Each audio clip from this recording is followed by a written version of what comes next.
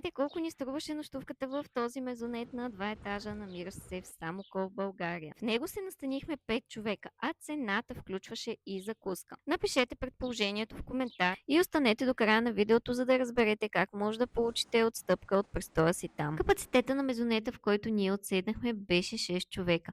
Идеален избор за семейни и групови пътувания. Това беше умно проектирано пространство на 2 етажа, което ни спечели още с влизането. На разположение имахме 2 спални плюс хол с разтегателен диван, 2 бани на първи и на втори етаж, като едната беше с вана, а другата с душ. Чудесен баланс.